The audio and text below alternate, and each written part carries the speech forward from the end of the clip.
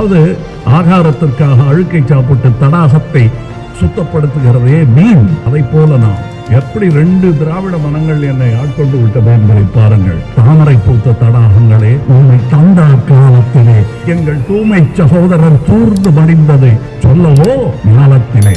பாருங்க, கலைஞர் சொன்னதும் பாரதிதாசன் ஐயா அவர்கள் சொன்னதும் எப்படி என் மூளையில இறங்கிடுச்சு. என் மொழியில சொன்னாலும் எனக்கு அது புரிஞ்சிடும்.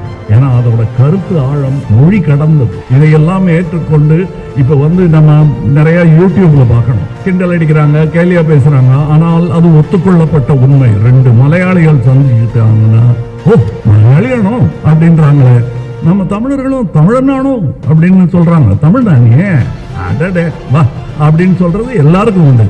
ஆனால் என் கனவெல்லாம், ஓ நீயும் திராவிடனா என்று நாடெல்லாம் சென்று தேட வேண்டும் நம் உறவை. அப்பொழுது சொல்வோம் உயிரே உறவே தமிழே என்று.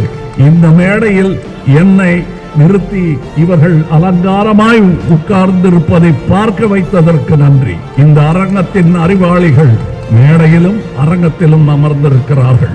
நாளைய தலைவர்கள் இவ்விருவிடங்களிலும் நடக்கிறார்கள். அதை பார்த்து வழுகிறேன் மையத்தில் நின்று. எனக்கு தெரிந்த பெரிய மையத்தூண் வள்ளுவர். அவர் பிடித்த திராசின் முள்ளாக நம் தலைவர்கள் எல்லாம் நின்றே ஆக வேண்டும். அவர்களுக்கு அடிவருடுவதில் எனக்கு எந்த வெட்கமும் இல்லை, கோபமும் இல்லை, அது பெருமையும் இல்லை, என் கடமை. அதுக்கு முன்னாடி குழந்தைகளோட இவர் நின்றுட்டு இருந்த போட்டோ பார்த்த போது எனக்கு தோணுது, அப்படியே கூட்டிட்டேன். இந்த கூட்டத்தில் தான் அப்படித்தான் அளந்தெல்லாம் பேச வேண்டியது.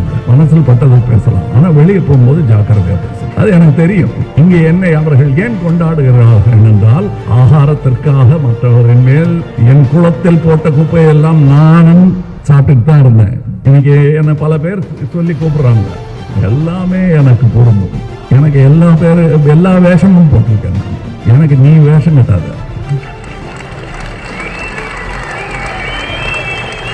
நான் வேஷம் கட்ட சொல்லி டைரக்டும் பண்ணிருக்கேன்.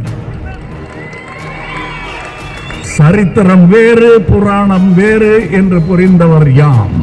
இந்த மீன் ஏக திரும்ப சொல்லிட்டே இருக்காங்க. வாட் யூ மீன் பை மீன்? எல்லாரும் மீன் பேசிட்டு இருக்காளே அப்படி கேட்டீங்கன்னா நான் சொல்றேன், மீன் எங்கள் கொடியில் இருக்கும், புலி எங்கள் நெஞ்சில் இருக்கும், வில் எங்கள் கையில் இருக்கும்.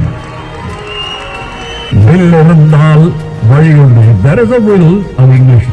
There is a way. அதைத்தான் செய்து கொண்டிருக்கிறோம், அதைத்தான் தொடர்ந்து செய்வோம். அதற்கு தோள் கொடுப்பதில் எனக்கு எந்த பயமும் இல்லை. அது என் கடமை.